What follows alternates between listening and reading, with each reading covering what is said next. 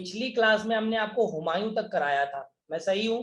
जल्दी से बताओ, हुमायूं तक कराया था कि नहीं? आज जो मैं कराने वाला हूं, नमस्ते बेटा कन्हैया लाल, आज जो मैं कराने वाला हूं वो हुमायूं से आगे करवाऊंगा, मतलब हुमायूं के हम लोग आगे बढ़ेंगे, ठीक है। और हुमायूं के बाद आप सभी को पता है कि अकबर की बारी आ जाती है, तो अकबर को आज हम पढ़ने वाले हैं और जानने की कोशिश करने वाले हैं कि अकबर क्या थे, कैसे थे, क्या नहीं थे, ठीक है। तो अकबर के बारे में डिस्कशन करेंगे और जानने का प्रयास करेंगे अकबर के बारे में, ठीक। नमस्ते सर, मैंने सर ऐप को 5 स्टार दिया है, सभी सब्जेक्ट के टीचर्स का नाम भी लिख दिया था कमेंट में, बहुत बहुत धन्यवाद मेरे भाई, हाँ बहुत बहुत धन्यवाद। चलो तो फिर चले आज के अकबर की ओर बढ़ते हैं, ठीक है। देखो सबसे पहले तो समझो, अकबर की अगर बात की जाती है तो कहते हैं अकबर के पिता का नाम हुमायूं और माता का नाम हमीदा बानो बेगम था। क्या नाम था बेटा? हमीदा बानो बेगम था। कहते हैं कि जो अकबर हैं उनका जन्म 1542 ईस्वी में हुआ था। अकबर का जन्म कब हुआ था बेटा? 1542 में हुआ था। और इनका जो जन्म हुआ था वो हुआ कहाँ था, ये बहुत इंपॉर्टेंट है।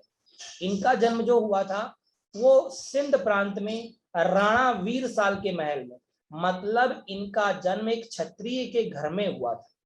अब आप समझिए, इनका जन्म कहाँ हुआ था मेरे प्यारे भाई? एक क्षत्रिय के घर में हुआ था। इस बात को आप ध्यान रखिएगा, अमरकोट में राणावीर साल के महल में। जय हिंद बेटा, जय हिंद। क्या नाम था? राणा वीर साल के महल में,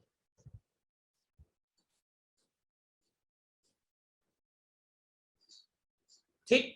धीमे धीमे अकबर बड़ा हुआ, और जब अकबर धीमे धीमे बड़ा हुआ मेरे प्यारे मित्र, तो कहते हैं कि 1556 की बात है कि जब इसके पिता हुमायूं की मृत्यु हो जाती है। किसकी मृत्यु हो जाती है? इसके पिता हुमायूं की मृत्यु हो जाती है।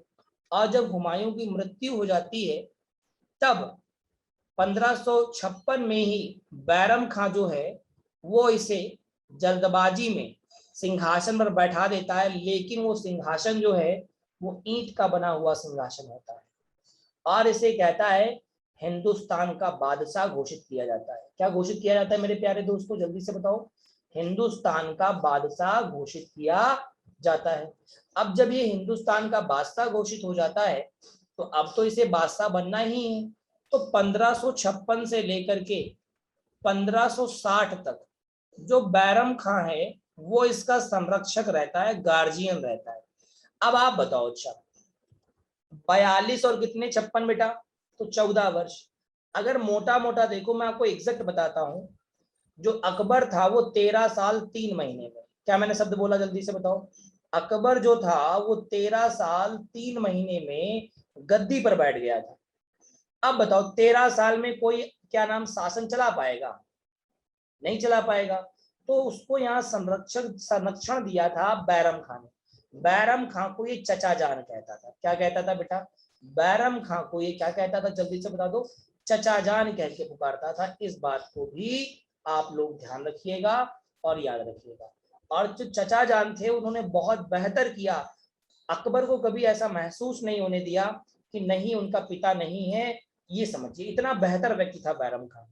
अब कहते हैं छोटा बच्चा देखकर, कहते नहीं है छोटा बच्चा जान के हमको ना धमकाना रे, तो भैया यही हुआ। ये भाई साहब बहुत छोटे थे, 13 साल 3 महीने के, ठीक है। तो यहां पर देखा गया, क्या देखा गया?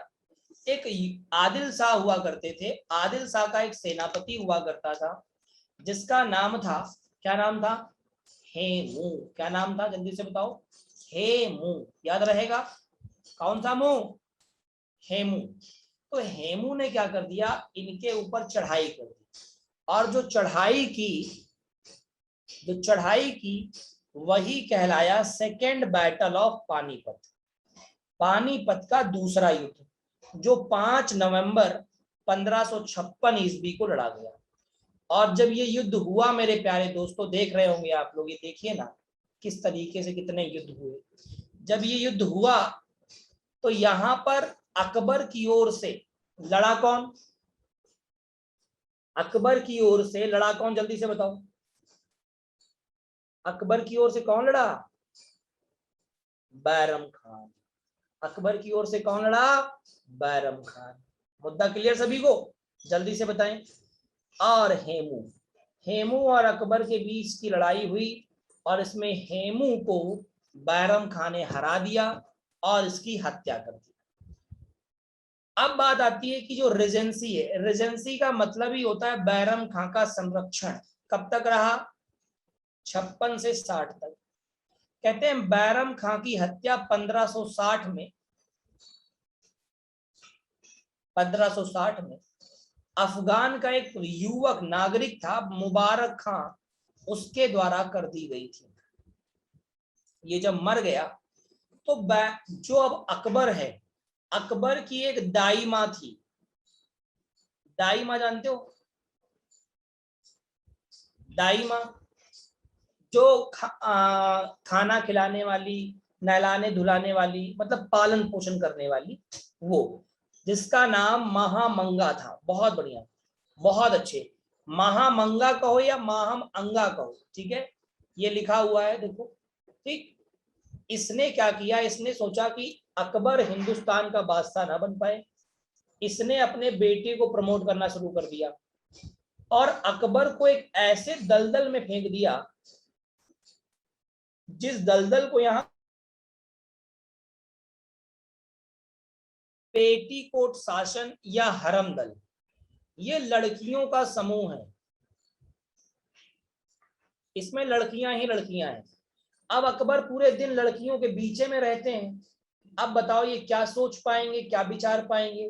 कुछ सोच और विचार पाएंगे बताओ दूसरी चीजों के बारे में? तो ये सोच विचार ही नहीं पाएंगे जो लड़कियों के बीच में रहेंगे। तो यहां पर अकबर ने, सॉरी बैरम खां तो मर गया, तो जो आपका अकबर है ये लड़कियों के बीच में फंस गया, हरम दल में आ गया और अब इनको हिंदुस्तान का बादशाह बनने की कोई शौक नहीं रह गई। कोई बात नहीं, इन्हें हिंदुस्तान का तो बादशाह बनना ही बनना है। जब ऐसा हुआ मेरे प्यारे मित्रों,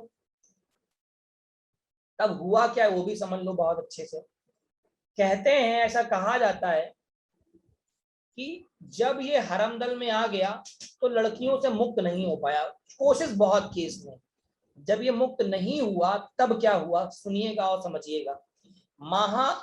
जो महाअंगा थी या जो महामंगा थी, अगर मैं उसकी बात करता हूँ, ठीक है, महामंगा की और महामंगा की अगर मैं बात करता हूँ तो कहा जाता है, क्या कहा जाता है समझिएगा।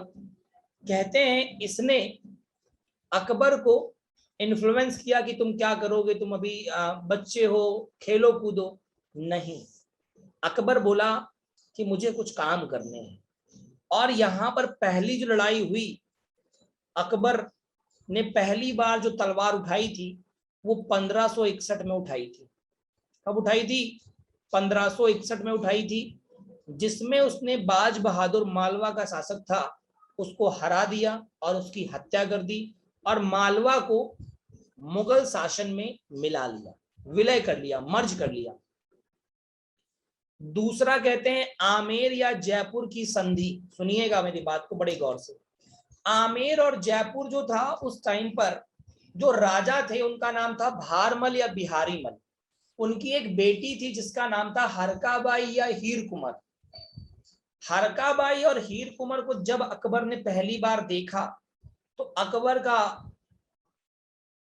मन जो था वो लट्टू हो गया उनकी सुंदरता पर। जब लट्टू हो गया उनकी सुंदरता पर अकबर का मन, तो उन्होंने कहा हम विवाह करना चाहते हैं। उधर सेना लेके गए थे, लड़ाई की। फिर क्या कहा, फिर उन्होंने कहा, अकबर ने एक पैगाम भिजवाया भारमल के लिए कि देखो भारमल जी, हम आए तो युद्ध करने थे, लेकिन हम चाहते हैं कि हम आपकी बेटी से विवाह करें और आप हमसे संधि कर लें। और संधि की शर्त यही है कि आपको अपनी बेटी का विवाह करना होगा मेरे साथ में। हिंदू राजा बड़ा परेशान कि यार हम हिंदू हैं, क्षत्रिय हैं, कैसे विवाह करें। लेकिन उन्होंने फिर एक चीज और देखी, राजा की खुशी किसमें होती है? राजा की खुशी किसमें होती है? राजा की खुशी होती है प्रजा खुश रहे। बोलो हाँ या ना? ना कि राजा की खुशी उसमें होती है कि प्रजा रोती रहे, मरती रहे, मर जाए। तो यहां पर भारमल ने कहा कि हमें कुछ आप समय दीजिए। तो अकबर ने कहा ठीक है आप समय ले लीजिए। तो उन्होंने समय ले भी लिया। क्या किया बेटा, समय ले भी लिया। और उस समय जब उन्होंने ले लिया तो उस समय में उन्होंने क्या किया वो सुनिएगा और समझिएगा। उस समय में उन्होंने विचार किया क्या करें। तो उन्होंने अनुमान लगाया कि मेरे पास जो सेना है वो 5000 है, अकबर के पास अकेले हाथी हैं इतने सारे, तो अगर अब हमने युद्ध किया तो हम हार जाएंगे, और हार जाएंगे तो बहुत सारे सैनिक मारे जाएंगे, बहुत लोग विधवा हो जाएंगे, जो महिलाएं हैं, बहुत दिक्कत हो जाएगी। और फिर जब ये लोग जीत जाएंगे तब ये जबरदस्ती ले जाएंगे। पहले तो ऐसा ही होता था। तो यहां पर भारमल ने इस संधि को मान लिया और अपनी बेटी हरकाबाई या हीर कुंवर का विवाह कर दिया। किसके साथ में कर दिया बेटा, जल्दी से बताओ। हरकाबाई या हीर कुंवर का विवाह किसके साथ कर दिया, अकबर के साथ। जब विवाह हो गया हरकाबाई का और हीर कुंवर का, तब अकबर ने उन्हें 2 उपाधियां दी। जोधाबाई, जो आप लोग बोलते हैं ना जोधाबाई, जोधाबाई उपाधि है, टाइटल है। और दूसरा जो दिया वो दिया मरियम उस्मानी, और एक तीसरा भी दिया था मल्लिका ए हिंदुस्तान।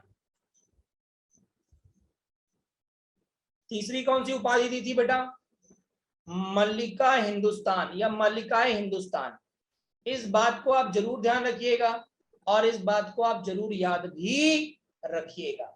बोलो मेरे प्यारे लाल, इतना समझ में आया हो तो एक बार जल्दी से बता दो, सभी लोग बता दें कि सर यहां तक एकदम क्लियर है, डन डना डन डन है, कोई दिक्कत नहीं है, कोई परेशानी नहीं है। जल्दी से बता दें मेरे प्यारे दोस्त।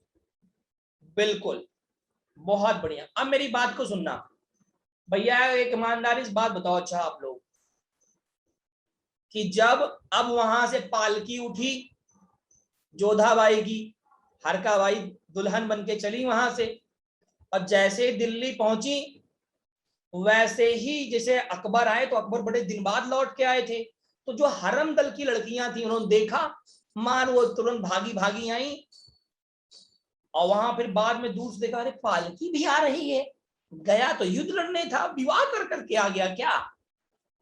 तो जैसे ही उसने देखा कि अरे इतनी सारी लड़कियां इनके चारों तरफ। अब बताओ, जब कोई अपने पति के चारों ओर 20 लड़कियां देख ले तो उसके मन में क्या आएगा, उसके मन में आएगा लगता है यार गलत जगह फंस गए। जिसमें रुकैया भी थी, सलीमा भी थी, बहुत सारी लोग थी। हालांकि सलीमा बहुत अच्छी थी और रुकैया थोड़ी टेढ़ी थी। अब क्या होता है, पत्नी हंटर शुरू भैया अकबर के ऊपर। कहा ये सब कौन है, तो कहा ये सब हमारी सहेलियां हैं। तो इन सभी सहेलियों को एक झोले में भरवा करके इतनी दूर भेज दो जो दिखाई ना दे आपके पास में, पर अगर दिखाई दे गई तो समझ लेना। सिर्फ 2 रखी गई थी जिनका नाम रुकैया और सलीमा था। इसके अलावा सबको झोले में भर के कैद करके इलाहाबाद के भवन में भेज दिया गया था।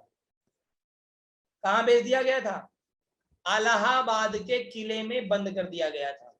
और सख्त आदेश दे दिए गए कि अगर कोई भागने या कुछ ऐसे प्रयास करे तो उसको मार दिया जाए। इस तरीके के आदेश दिए गए थे। झोले का मतलब है यार कैद करके, प्रतीक, बात समझ रहे हो। अब क्या हुआ,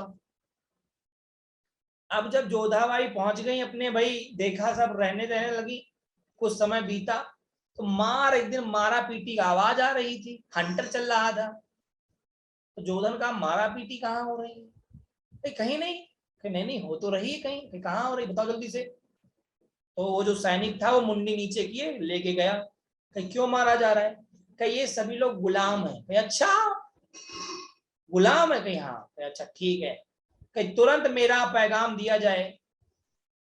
किसको, जलाल को, और कहा जाए मल्लिकाए हिंदुस्तान ने याद किया है। जहां इतना कहा कि मल्लिकाए हिंदुस्तान ने याद किया है, वैसे ही भैया भागे, दौड़े दौड़े दौड़े दौड़े पहुंच गए। अकबर कहे अरे याद किया आपने? कहे हाँ याद तो किया है, पर हम ये नहीं सोच पा रहे तुमसे बात क्या करें। कहे क्यों? एक बात बताओ कि तुमको अगर हंटर लेके रोज मारा जाए तो कैसा रहेगा? तो अकबर बोले अरे ऐसे कैसे? कहा तुमने लोगों को गुलाम बना रखा है, मारते पीटते बहुत। हाँ। क्यों गुलाम बना रखा है? कई लोगों ने कर नहीं दिए, टैक्स नहीं दिए। अच्छा अगर टैक्स नहीं देगा तो गुलाम बना लोगे? तो भैया यहाँ पर आदेश जारी हो गया पत्नी की तरफ से कि गुलाम प्रथा जो है, गुलाम प्रणाली जो है उसे खत्म कर दो। बस आदेश इधर जारी, उधर तुरंत दीवान खास में तुरंत मीटिंग शुरू कि अब खत्म किया जाता है, गुलामी प्रथा खत्म। कहा ठीक। थोड़ा और समय बीता, फिर एक दिन आवाज आई 63 में, बहुत मारा पीटी चल रही थी। कि ये क्यों मारे जा रहे हैं? ये इसलिए मारे जा रहे हैं क्योंकि इन्होंने तीर्थ यात्रा करने दिया। कि ये कौन सा कर है यार, रोज तुम्हारे कर बदलते हैं। तुरंत कहा जलाल को मेरा कहा जाए, आदेश पैगाम भिजवाया जाए। क्या बनानी सॉरी क्या आदेश दिया जाए कि मल्लिकाए हिंदुस्तान ने याद किया है बेटा, जलाल का जो टाइटल है जलालुद्दीन अकबर कहा गया है, जो कि जोधा ने ही कहा था, ठीक है, या हरका बाई ने कहा। आगे की बात सुनो जो क्वेश्चन पे बनती है। जैसे ही ये बात हुई वैसे ही तुरंत, वैसे ही तुरंत मेरे प्यारे दोस्त, कुछ ही समय बीता, कुछ ही समय बीता और कहा वो पहुंचे, कहा तीर्थ यात्रा कर लगता है। ये बताइए कि ईश्वर को याद करने के लिए, भगवान को याद करने के लिए आप कर लेते हो? कैसे व्यक्ति हो यार, एकदम पागली हो क्या? अकबर बोले ऐसा हमने क्या कर दिया? कहा बताओ तुम भगवान, तुम अल्लाह को याद करते हो? कि हाँ। मस्जिद जाते हो? कि हाँ। 5 समय की नमाज पढ़ते हो? कि हाँ। कि भैया बताओ टैक्स कितने बार देते हो? टैक्स क्यों देंगे? फिर कहीं तुम्हारी सल्तनत में कितने कर चल रहे हैं तुम्हें यही नहीं पता है? कौन सही है कौन गलत है? अकबर बोला आज फिर फंस गए लगता है। कहा एक काम करो, इसको तुरंत समाप्त करो बहुत तेजी से। कहा ठीक, इसीलिए बुलाया था? कि हाँ इसीलिए याद किया था। ठीक। अकबर गए, अकबर ने तुरंत भैया घोषणा करी। अकबर को उसने बताया कि इस चीन चीजों से आपकी जो इमेज है, आपके प्रति जो जनता में स्नेह है वो बढ़ रहा है। हिंदू लोग आपको पसंद ही नहीं करते होंगे। क्यों? उन्हें भगवान का नाम नहीं लेना, तुम्हें टैक्स दो पहले। कहीं जय भोले बाबा, कहीं लाओ कर दो। ये कोई तरीका है तुम्हारा मंदिर जाने मस्जिद जाने में? कहीं नहीं, ये तो गलत है। कहा फिर खत्म, खत्म, ये भी समाप्त। 64 में जजिया कर लगता था। जजिया कर कैसा कर था? सिर्फ और सिर्फ ऐसे लोगों से लगता था जो गैर मुस्लिम थे, मतलब मुसलमान नहीं होते थे, उनसे सबसे लगता था। हिंदू हो फारसी हो जिससे भी सबसे लगता था। ईसाई, ईसाई जो भी, जैन हो बौद्ध हो, सबसे। का एक काम करो, इसे भी समाप्त करो। हाँ ठीक, इसे भी अकबर ने समाप्त कर दिया। तो आपने देखा अकबर ने बहुत सारे टैक्सेस को क्या कर दिया था बेटा? अबॉलिश कर दिया था या समाप्त कर दिया था। आगे चलते हैं। अब कहते हैं आप सल्तनत देखिए अकबर की, यहां से ये फैली हुई सल्तनत है पूरी, सोच भी नहीं पाओगे इतनी सल्तनत है भैया, इतनी बड़ी। हिंदुस्तान का, हिंदुस्तान का मेजोरिटी 95% हिस्सा अकबर के पास था। महामंगा खत्म हो गई, मर गई, उसकी मृत्यु हो गई थी। हाँ, जब हरंदल खत्म हुआ तो महामंगा को हटा वो कर दिया गया। अकबर बड़ा ही हो चुका था, महामंगा को हटा दिया गया। कहा अब आपकी कोई आवश्यकता नहीं है, क्योंकि कई बार महामंगा को पकड़ा भी जा चुका था कुछ गलत करते हुए। That is the reason why. भैया जल्दी कर लो अभिषेक वर्मा, भाई पीडीएफ मिलती है इसके बाद भी परेशान रहते हो आप लोग, जल्दी से करो थोड़ा सा। मैं बता रहा अकबर ही नहीं पढ़ा पाए हम लोग को पूरा। डन।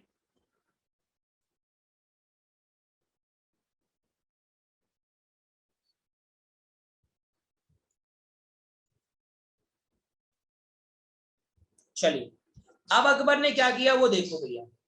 अब अकबर ने क्या किया, उसे समझने की कोशिश करो। कहते हैं गुजरात विक्ट्री, गुजरात पर आक्रमण कर दिया अकबर ने और गुजरात को भी जीत लिया। गुजरात का राजा था मुजफ्फर शाह, उसे हरा दिया और गुजरात को जीत लिया। गुजरात को जीतने के बाद ही अकबर ने फतेहपुर सीकरी में बुलंद दरवाजे का निर्माण कराया था। क्या मैंने कहा, गुजरात को जीतने के बाद ही अकबर ने फतेहपुर सीकरी में बुलंद दरवाजे का निर्माण करवाया था। इस बात को भी आप लोग याद रखिएगा और ये ध्यान रखिएगा, एग्जाम के पॉइंट ऑफ व्यू से काफी महत्वपूर्ण है। अब कहते हैं इसके बाद हुआ बैटल ऑफ हल्दी घाटी। ये वही बैटल ऑफ हल्दी घाटी है, ये वही बैटल ऑफ हल्दी घाटी है जो महाराणा प्रताप के साथ हुआ था। राजपूत सेना महाराणा प्रताप के साथ लड़ रही थी और अकबर की ओर से बहुत प्रयास किए जा चुके थे कि इन्हें हरा दें, लेकिन हरा कोई नहीं पाया। और जब ये नहीं, मैं आपको दिखाता हूं, देखिए गौर से देखिएगा, महाराणा प्रताप ने हल्दी घाटी के युद्ध में, ये जो व्यक्ति है ना, ये इसका नाम है अशफाक खान। क्या नाम है, असफा खान, ठीक है। इस व्यक्ति को यहां मारी थी तलवार, ऐसे ऐसे करके नीचे तक फाड़ दिया था, आधा आधा कर दिया था महाराणा प्रताप ने। अब आप सोचिए, ये देखिए, ये है चेतक। आपको लग रहा है चेतक, चेतक हाथी जैसा था बिल्कुल, देखो हाथी के सर के ऊपर लात रखी और इस तरीके से फाड़ दिया था इनको। इतना भयावह तरीके से युद्ध लड़ा। हालांकि इस युद्ध में कहते हैं महाराणा प्रताप की हार हुई, लेकिन महाराणा प्रताप ने हार मानी नहीं, वो जंगल चले गए। उन्होंने अकबर की स्वाधीनता को स्वीकार नहीं किया और एक लौता ऐसा राजपूत शासक था, कौन बेटा, महाराणा प्रताप थे, जिन्होंने अकबर की स्वाधीनता को स्वीकार नहीं किया था। इस बात को आप सभी प्यारे बच्चे याद रखेंगे और ध्यान भी रखेंगे। बोलो मेरे प्यारे दोस्तों, याद रहेगा सभी को? किसी को कोई दिक्कत परेशानी हैरानी हो तो बता सकता है कि सर हमें याद नहीं रहेगा गुरुजी।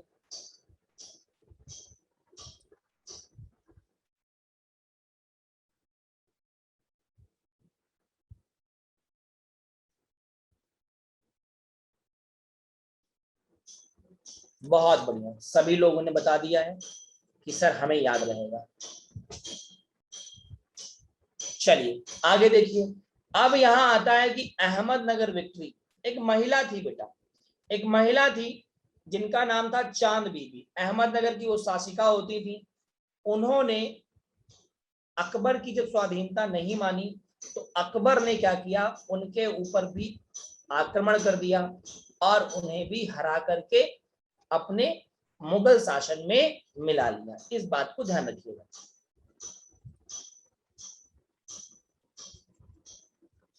चलिए हाँ, इस बात को ध्यान रखिएगा। अब कहते हैं असीरगढ़ विक्ट्री। असीरगढ़ का जो युद्ध है, जिसमें ये अंतिम युद्ध है महाराणा प्रताप का, असीरगढ़ का विजय 1601 में हुआ था, जिसमें मीरन बहादुर को महाराणा प्रताप ने हरा दिया था और हराने के बाद में असीरगढ़ को किसमें मिला लिया था बेटा, असीरगढ़ को मिला लिया था मेरे प्यारे दोस्तों, किसमें, जल्दी से बता दो,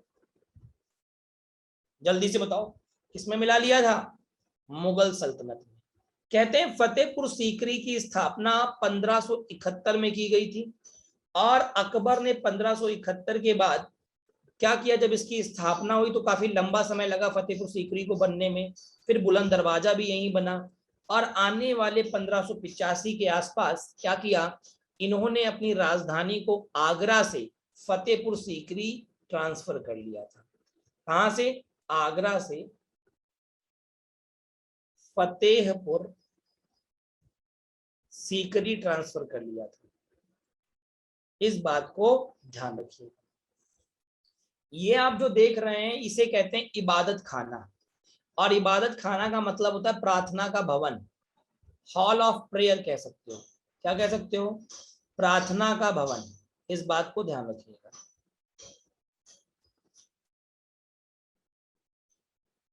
प्रार्थना का भवन, पहले अकबर ने इसे बनाया इबादत खाना को 1575 में।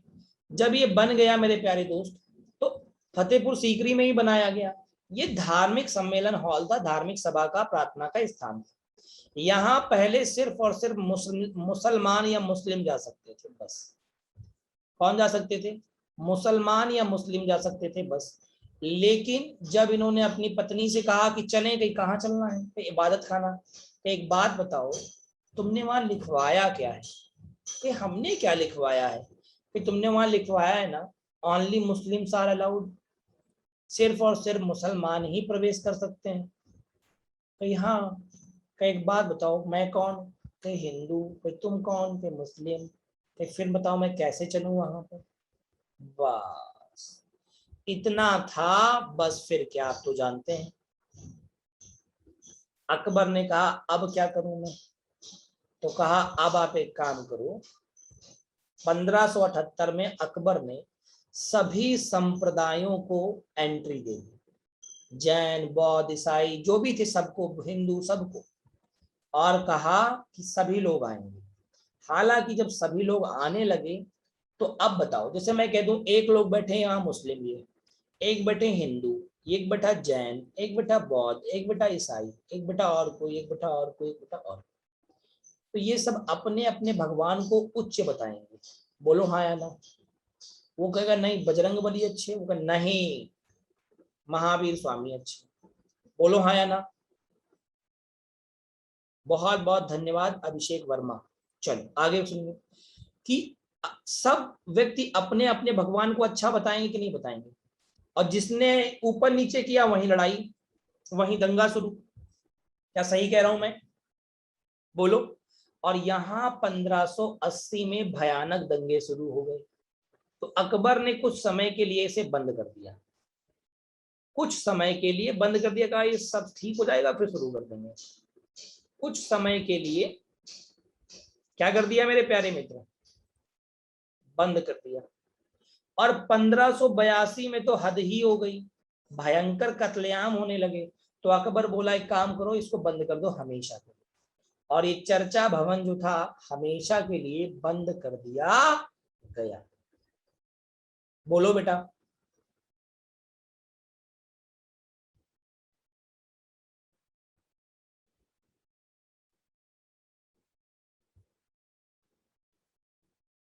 बहुत जबरदस्त, जल्दी से बता दें। बहुत ही बढ़िया, शाबाश, सब शेर बहुत जबरदस्त। ठीक है सर, ये पेज अंग्रेजी में है, क्यों परेशान हो यार? ये लो अंग्रेजी, खुश।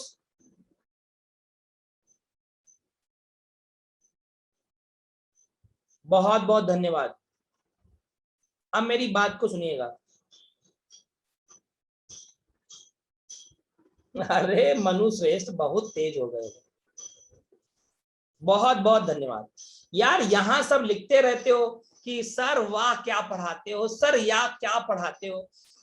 सफलता के ऐप पे जाके नहीं लिखते हो कि राघवेंद्र सर क्या हिस्ट्री पढ़ाते हो, एकदम मजा आ जाता है, एकदम झमाझम हो जाते हैं।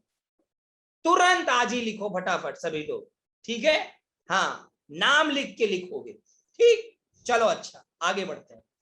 अब इन्होंने शुरू किया एक और, जिसका नाम था धर्म। धर्म का नाम क्या था? दीन ए इलाही। और इसका इसका ध्यान रखिएगा, टन टन की आवाज आ रही है। पड़ोस वाले यार खटर पटर करते रहते हैं, है ना? तो क्या करोगे, थोड़ा बहुत तो हो सकता है। अब मेरी बात को सुनिएगा। दीन ए इलाही नाम से इन्होंने एक धर्म चलाया था। दीन ए इलाही नाम से एक धर्म चलाया था, ध्यान रखिएगा। हाँ एक बार करिएगा सभी लोग। चलिए, उसका एक्चुअल जो नाम था वो नाम था तौहीद इलाही, जिसका मतलब होता है दिव्य एकेश्वरवाद, मतलब एक ईश्वर को मानना, ईश्वर एक है। अच्छा आप बताओ, भोले बाबा, बजरंग बली, विष्णु भगवान, इस सब के हम लोग नाम लेते हैं, भाई है तो एक ही ना। कोई परमपिता परमेश्वर होंगे, बोलो हाँ या ना। ये तो सब अलग अलग हो गए, हम लोगों ने अलग अलग बांट दिए हैं कि ये वो वाले भगवान है, ये वो वाले भगवान है, ये वो वाले भगवान है, बोलो यस और नो, हाँ या ना। तो इस बात को जरूर ध्यान रखिएगा। इसका जो पुजारी था उसका नाम था अबुल फजल, और इस धर्म दीन इलाही को मानने वाला जो इकलौता हिंदू व्यक्ति था उसका नाम था बीरबल, और बीरबल का ही वास्तविक नाम, रियल जो नेम है वो है क्या, महेश दास। ये बात को ध्यान रखिए। आईने दहसाल या दहसाल बंदोबस्त व्यवस्था, क्या मैंने कहा, आईने दहसाल या दहसाल बंदोबस्त व्यवस्था 1580 में शुरू की गई थी राजा टोडरमल के द्वारा। ये 10 वर्ष का रेवेन्यू सिस्टम था। मतलब आपने देखा होगा, मैं आपको बताता हूं, भारत में पहली बार अकबर के समय में 10 वर्ष का रेवेन्यू प्रणाली या रेवेन्यू सिस्टम आया था। आपने देखा होगा, मैं बताता हूं, इसे बनाया था राजा टोडरमल ने। क्या देखा होगा आप बच्चों ने, जैसे आपने देखा होगा जो खेत होते हैं, खेत की हम लोग सिंचाई करते हैं, इरिगेशन करते हैं कि नहीं करते, नहरों के माध्यम से, जल्दी से बताओ, नहरों के माध्यम से। तो हमें सरकार को, या ऐसे कहने तहसील में कुछ पैसा जमा करना होता है, बोलो हाँ या सही कह रहा हूं गलत कह रहा हूं, पैसा देना पड़ता है कि नहीं, बोलो, पैसा जमा करना होता है कि नहीं, जल्दी से बताओ। तो ये जो पैसा था, इस पैसे को 10 वर्षों तक आप जमा करते रहें, कोई दिक्कत नहीं। तो इस तरीके की दहसाल बंदोबस्त प्रणाली को ये लेकर के आए थे। ठीक, चलिए आगे बढ़ता हूं। मनसब सिस्टम, इन्होंने अपने समय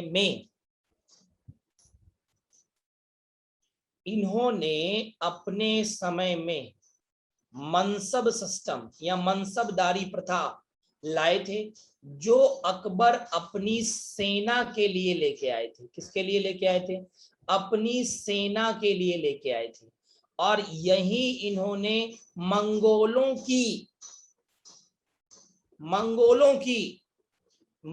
की जो सेना में दशमलव प्रणाली थी, दशमलव संगठन प्रणाली थी, उस आधार पर यहां पर चीजों को संगठित किया, सेना को बनाया, और सेना को इतना बेहतर बनाया।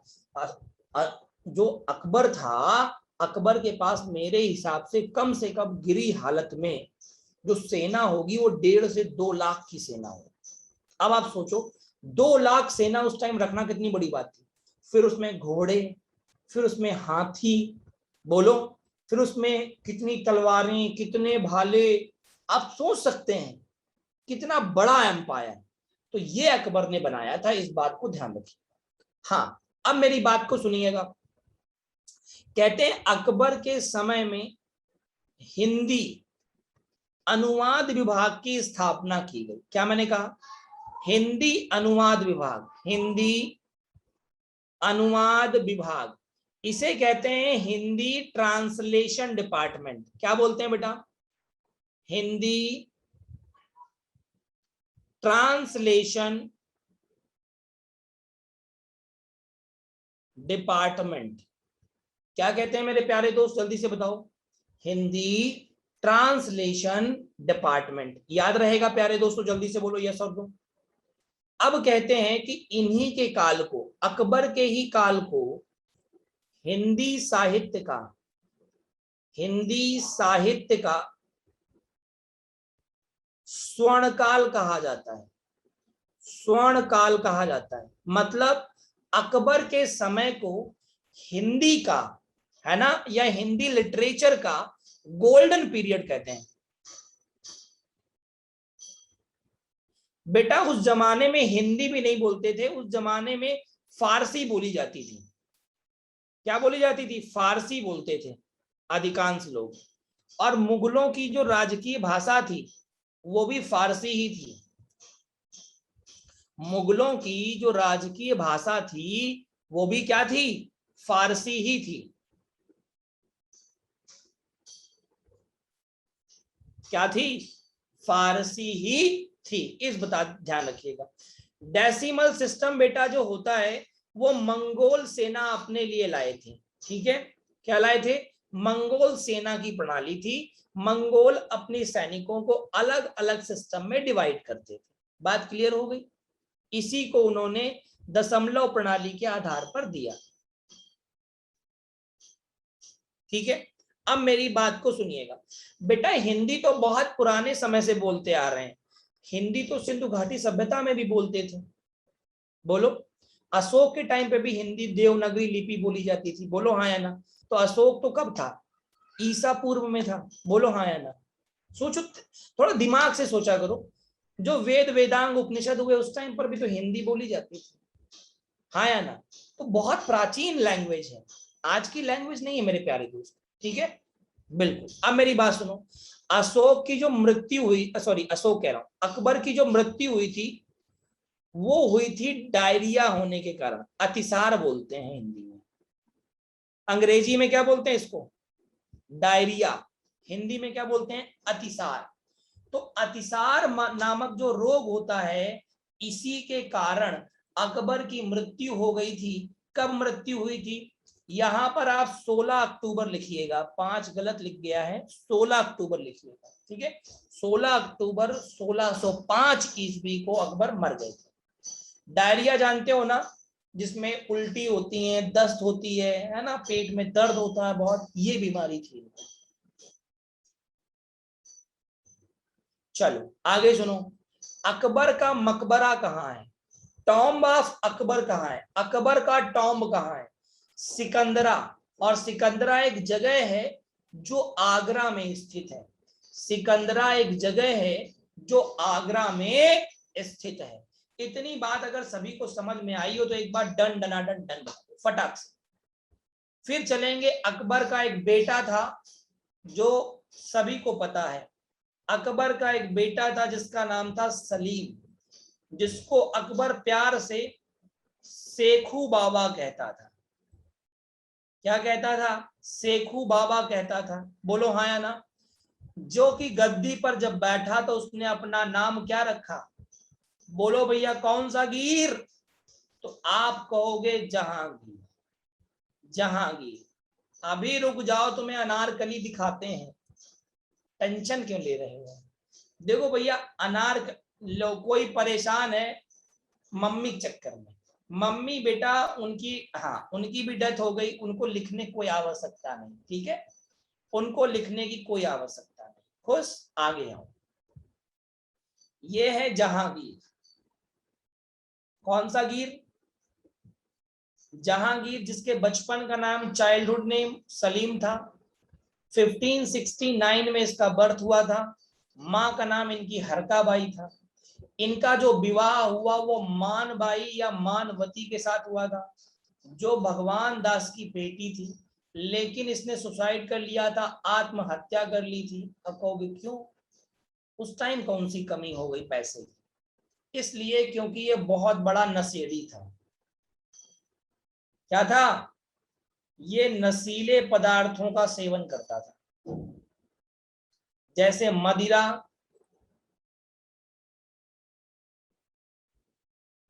भांग, गांजा, इस तरीके के नशीले पदार्थ बहुत लेता था, जिस वजह से इसकी पहली पत्नी ने आत्महत्या कर ली। कुछ ही समय बाद, 2 वर्ष बाद, इसने फिर विवाह कर लिया जगत गोसाई से। और जगत गोसाई को इसने फिर उपाधि दे दी अपनी माँ वाली, जोधा की, या जोधा बाई की उपाधि दे दी।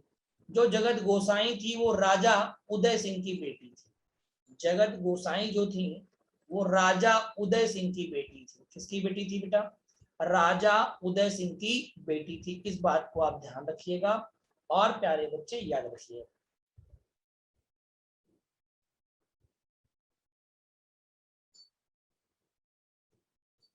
बोलो जल्दी से, आगे बढ़े। ये रहे जहांगीर। देख रहे हैं आप, ये कौन है? जहांगीर।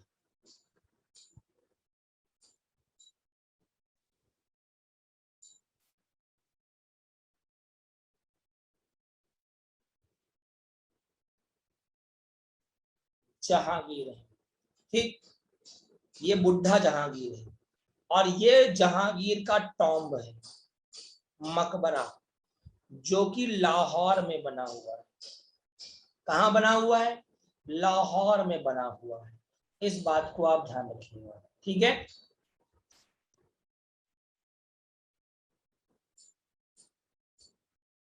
चलो आगे बढ़ रहा हूं मैं, गौर से समझने का प्रयास करिएगा और जानने की कोशिश करिएगा। बैक कर दो, लो भैया बैक कर दिया, बैक कर दिया भाई।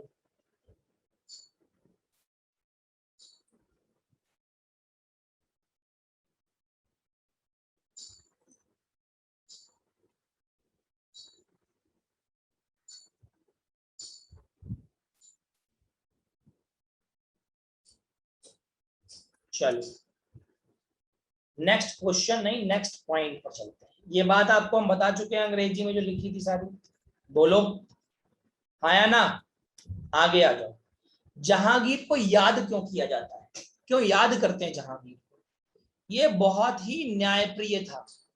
इसने एक 30 गज की घंटी लगवाई, 30 गज की एक चैन में एक घंटी या विशाल घंटा लगवाया हुआ था, जो आगरा के शाही महल के दरवाजे या द्वार पर रख लटकाया गया था।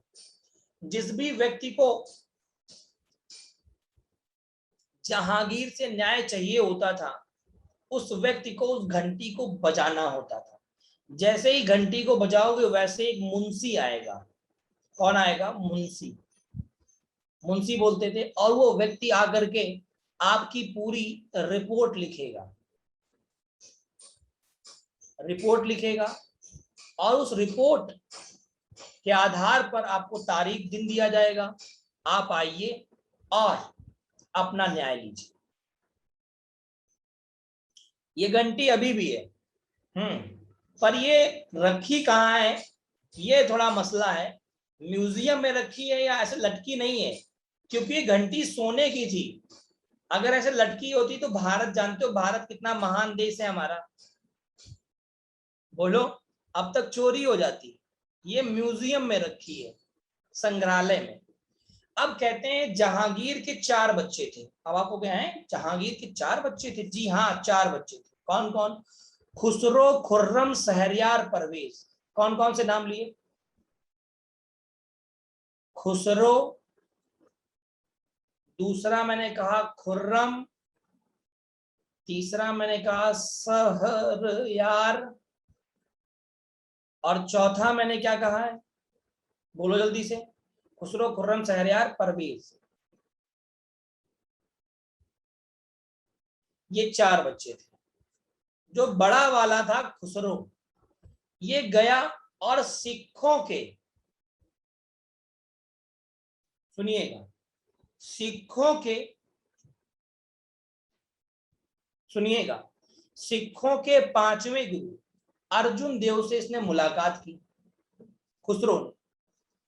उन्होंने क्या किया, इनका ब्रेन वॉश कर दिया इस्लाम के अगेंस्ट, और इसने 1606 में अपने पिताजी से कहा, आ जाओ बेटा, 2-2 हाथ हो जाएं जहांगीर से।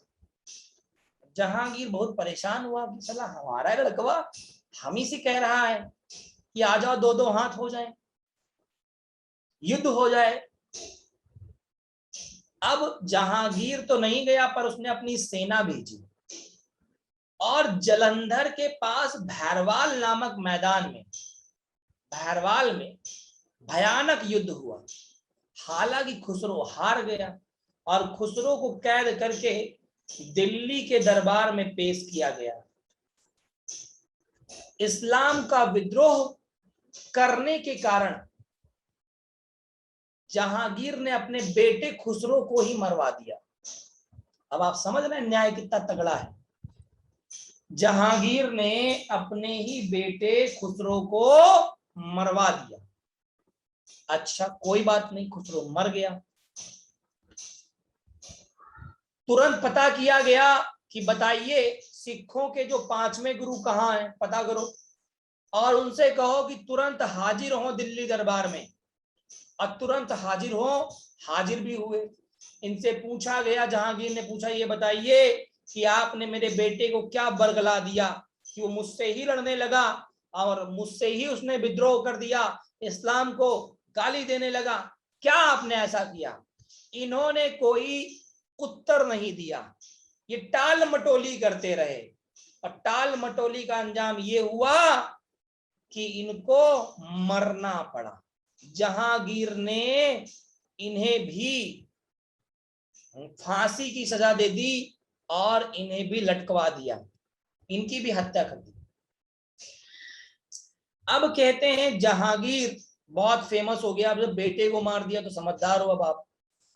उधर जहांगीर का बेटा खुर्रम ठीक ठाक सा लड़का है, लेकिन शहरयार और परवेज दोनों एक नंबर के पियक्कड़ हैं, बहुत पीते हैं। इतने पियक्कड़ पूछो नहीं, बाप को भी पीछे कर दिया। तो जहांगीर ने विचार किया कि साला अगर ये इतना पिएंगे मर जाएंगे, अभी तो हम ही परेशान हैं, फिर ये भी परेशान रहेंगे। तो जहांगीर ने अपने समय में जितने भी नशीले पदार्थ होते थे, मादक पदार्थ होते थे, उन सभी पर प्रतिबंध लगा दिया, उन सभी पर प्रतिबंध लगा दिया। ना उत्पादन होगा, ना बिक्री होगी, शराब जितने नशीले पदार्थ थे सब पर। हाँ विवेक जी, खुर्रम ही बनेगा शाहजहां। आगे चल करके जहांगीर के दरबार में 1608 में कैप्टन हॉकिंस नामक यूरोपीय यात्री आता है, अंग्रेज है बेसिकली। क्यों आता है? दे वांट टू लैंड, ये यहाँ पर लैंड चाहते हैं, जमीन चाहते हैं यहाँ पर, जिसके बदले में ये किराया और टैक्सेस देने को तैयार है। क्योंकि भारत में जो अंग्रेज आए, अंग्रेज बसेंगे कहाँ? जब जमीन ही नहीं होगी तो बसेंगे कहाँ? तो पहले परमिशन लेनी पड़ेगी, क्योंकि गुजरात जीता था किसने? अकबर ने, और अकबर का बेटा कौन है? जहांगीर। तो परमिशन किससे लोगे? जहांगीर से। जहांगीर के दरबार में आया, उसने परमिशन ली। हालांकि आने वाले समय में अंग्रेजों के दूसरा राजदूत भी आया, सर थॉमस रो, इसने भी जहांगीर के दरबार में एंट्री की और अपनी बातचीत की। और जहांगीर ने इन दोनों को ही, मतलब भारत में जो अंग्रेज लोग थे या जो अंग्रेजी हुकूमत थी, अंग्रेजी हुकूमत जो थी, इसको परमिशन दे दी। क्या दे दी बेटा? इसको परमिशन दे दी कि आप जाइए और सूरत में अपनी कंपनी लगा लीजिए, जिसके बदले आप हमें क्या देंगे? टैक्सेस और देंगे और किराया देंगे। इस बात को ध्यान रखिएगा। तो ये भी एक राजस्व को प्राप्त करने का जरिया था। राजस्व को प्राप्त करने का क्या था बेटा? एक जरिया था। अच्छा, कहते हैं ये रहे वो अर्जुन देव जिनकी हत्या की गई थी। इनको पहले तो तवे पे रख के सेका गया। देख रहे हो, ये मुल्ला जी सेक रहे हैं, गौर से देखिए आपको दिखाई देंगे। ये मुल्ला जी सेक रहे हैं, और जब ये सेक रहे थे तवे पे बैठा के इनको, तो इन्होंने अपना दिव्य रूप दिखा दिया, और इनके साथ साथ में इन्होंने एक दो लोगों को और दिखाया यहाँ। और ये सैनिक चारों तरफ से घेरे हुए हैं। तो मुल्ला जी बड़े परेशान हो गए, आंखें निकल आई ऐसे करके, अरे तो भगवान जी लग रहे हैं, है ना। फिर इन्हें फांसी की सजा दी गई और फिर इनकी मृत्यु हुई। कहा जाता है कि जो जहांगीर हैं, कौन है बेटा? जो जहांगीर हैं, अगर मैं जहांगीर की बात करता हूं तो कहते हैं जहांगीर की जो मृत्यु हुई, अगर मैं जहांगीर की बात करूं, सॉरी मृत्यु की बात नहीं बेटा, जहांगीर ने उधर उसकी दूसरी पत्नी भी जो विवाह किया था वो भी मर गई, उसने भी आत्महत्या कर ली। तो जहांगीर तो अकेला हो गया। अब जहांगीर का जो मन है एक लड़की के ऊपर आ गया, जिसका नाम है मेहरुनिसा। अब सुनिएगा मेरी बात को बड़े गौर से।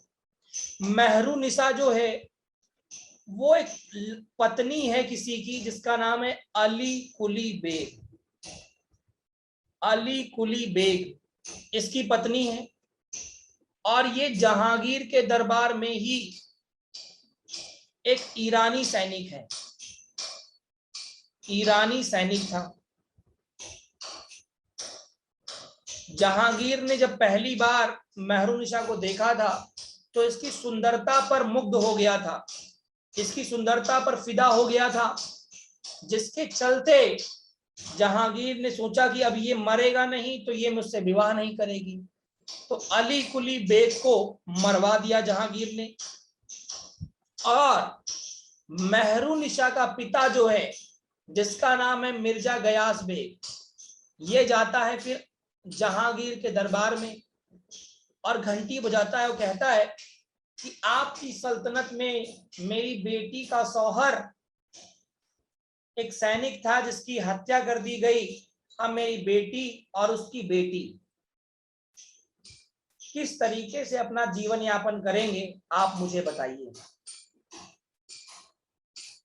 जब ये कहा जाता है तो जहांगीर कहता है कि आप मेहरुनिशा को, अकबर की एक विधवा है जिनका नाम है सलीमा, अकबर की एक विधवा है जिनका नाम है सलीमा बेगम, आप उन्हीं की सेवा में,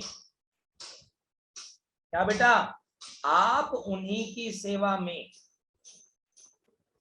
मेहरुनिशा को लगा दो और उनकी बेटी भी यहीं बनी रहेगी, मुझे कोई दिक्कत नहीं। मेहरुनिशा आ जाती है और अकबर की विधवा जो सलीमा थी उसका पालन पोषण करने लगती है। बुजुर्ग थी वो बहुत, खुद भी महल में रहने लगती है मेहरुनिशा। मेहरुनिशा को अब 1 जनवरी 1611 में जहांगीर के द्वारा नवरोज के त्योहार पर या नवरोज पर देख लिया जाता है, पर देखता है या देख लिया जाता है। और इस बार ये इतनी सुंदर लग रही है, फिर से इस बार जहांगीर इसकी सुंदरता पर मुग्ध हो गया। फिर जहांगीर ने इसको अपना प्रस्ताव दिया कि काम करो, तुम भी अब विधवा हो, बेवा हो, तुम्हारा पति मर चुका है, तुम मुझसे निकाह कर लो, मैं तुम्हें बहुत पसंद करता हूं। मेहरुनिशा ने कहा कि मेरी तो एक बेटी है जिसका नाम लाडली बेगम है, अब अगर मैं विवाह करूंगी तो उसका पालन पोषण कौन करेगा। अच्छा, पहले राजाओं से मना नहीं कर सकते थे कि विवाह नहीं करेंगे, पता चला मना किया तो पता फांसी टांग दें। तो उसने कहा तुम परेशान मत हो, बिल्कुल लाडली बेगम का भी मैं विवाह कर दूंगा। कहें वो किससे? कहा वो मैं अपने बेटे से कर दूंगा, शहरयार से, जो शराबी था उसी से, शहरयार से। तो यहां पर लाडली बेगम का विवाह शहरयार से कर दिया और मेहरुनिशा का विवाह जहांगीर ने अपने साथ कर दिया। और जब विवाह हो गया तब इसी जहांगीर ने मेहरुनिशा को नूर जहां और नूर महल की उपाधि दी। सुन लीजिए, नूर जहां और नूर महल की उपाधि दी। इस बात को भी आप ध्यान रखिएगा और याद रखिएगा। जल्दी से बताओ याद रहेगा कि नहीं, जल्दी से बताओ याद रहेगा कि नहीं, सभी प्यारे दोस्त बताएं।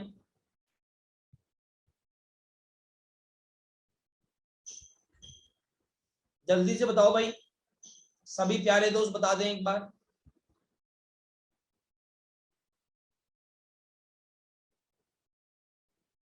बहुत जबरदस्त, बहुत जबरदस्त। ठीक है, सभी को क्लियर है, मजा आ गया। ठीक है, अब सुनो, जब विवाह हो गया तो जो पिता था मिर्जा गयास बेग बोला अब तो हम आपके ससुर हो गए हैं, हमें कुछ मिलेगा? कहीं हाँ हाँ, क्यों नहीं मिलेगा। इसको एतमाउद्दौला की उपाधि दी और अपने दरबार में शाही दीवान नियुक्त कर दिया। किसको बेटा? एतमाउद्दौला जो है, जो मिर्जा गयास बेग है, इसको शाही दीवान बना दिया और एतमाउद्दौला की उपाधि दी।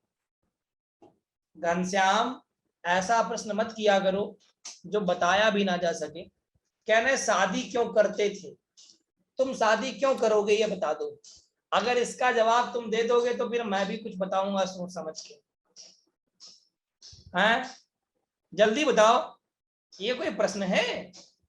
ये एग्जाम में आएगा कि एनडीए के एग्जाम में आएगा, निम्नलिखित में से 50 शब्दों में लिखो शादी क्यों करते थे। हद हो गई भाई, ऐसा कौन सवाल पूछता है यार। देखो, जहांगीर ने अपनी आत्मकथा, जिसे कहते हैं ऑटोबायोग्राफी, लिखी थी, तुजुक ए जहांगीरी। क्या लिखी थी बेटा? तुजुक ए जहांगीरी, जो फारसी भाषा में लिखी गई थी। और जहांगीर की मृत्यु 1627 में हो जाती है, जो कि लाहौर में होती है, रावी नदी के किनारे सादरा में इन्हें दफना दिया जाता है। और जहांगीर और बाबर दो ऐसे मुगल शासक हैं जिनका मकबरा या जिनका टॉम्ब भारत में नहीं है। कहाँ है? जहांगीर का मकबरा रावी नदी के किनारे शाहदरा लाहौर में है, और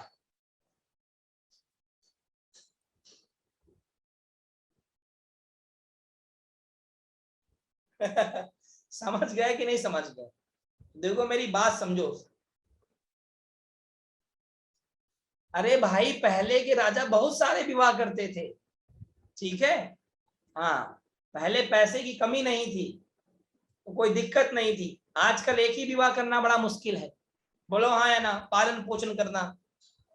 और बाबर का काबुल में, ठीक है, इस बात को ध्यान रखिएगा। चलो अब मेरी बात सुनो। अगली क्लास में हम लोग शाहजहां और उसके बाद में औरंगजेब, ये दो और रह गए हैं जो आपके अगली क्लास में खत्म हो जाएंगे, ठीक है। ये देखो औरंगजेब है, इतना खतरनाक लग रहा है। अगर एक बार क्लियर हो दिल से तो सभी लोग एक बार डन डना डन डन बता दीजिएगा। सभी लोग एक बार ऐप पर जाकर के 5 स्टार रेटिंग दे देंगे। और ध्यान रखिएगा, मेरे नाम से भी रेटिंग दे देंगे, राघवेंद्र सर के नाम से जबरदस्त तरीके से सभी लोग आज रेटिंग करेंगे, ठीक है। अगली क्लास में मुलाकात होगी, तब तक के लिए आप सभी का बहुत बहुत धन्यवाद, बहुत बहुत धन्यवाद। Thank you so much.